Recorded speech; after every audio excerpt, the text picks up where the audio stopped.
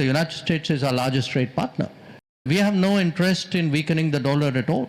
Where the BRICS remark was concerned, I think, I'm not exactly sure what was the trigger for it, but we've always said that, look, India has never been for de-dollarization.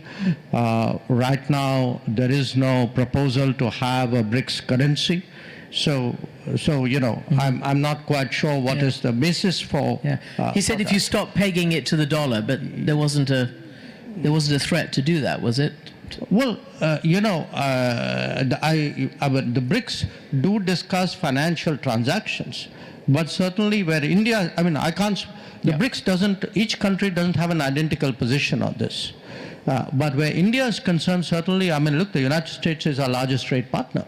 And we have no interest in weakening the dollar at all.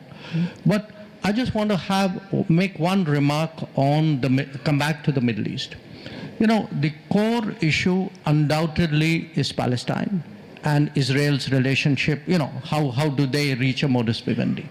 There's a larger issue side by side, which is the widening of this conflict, which is also a major concern. And, today we have, I don't want to say we normalized it, but the fact is 2 years ago, the prospect of Israel and Iran actually firing at each other would have been appalling. It's something which we couldn't have even contemplated. And yet it's happened. If you look at what's happening in the Red Sea and the impact for shipping in Asia, it's huge.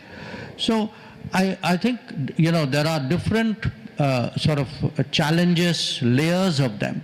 But just like the journalists who sat on these chairs before us told us, look, it's a tough world, very difficult, but we journalists have to do our job. I think similarly, diplomats of the world have to tell themselves, it's a messy world, it's terrible, there are conflicts, but therefore there's all the more reason for diplomats of the world to step forward. And that era, which we saw in the 60s and 70s, which is either the Security Council managed it, or a few countries, mostly the major powers did it. I think that era is behind us.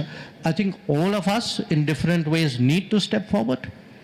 So, for example, what Qatar is doing, there are so many conflicts. We are trying to do something in Ukraine. We see Myanmar as almost a kind of a forgotten conflict, where there's an approach like, let's not invite them and the problem will solve itself. So I think there is a greater case for more vigorous diplomacy, for more innovative diplomacy, for a more participative diplomacy, and I think more countries need to have the boldness to bite that bullet.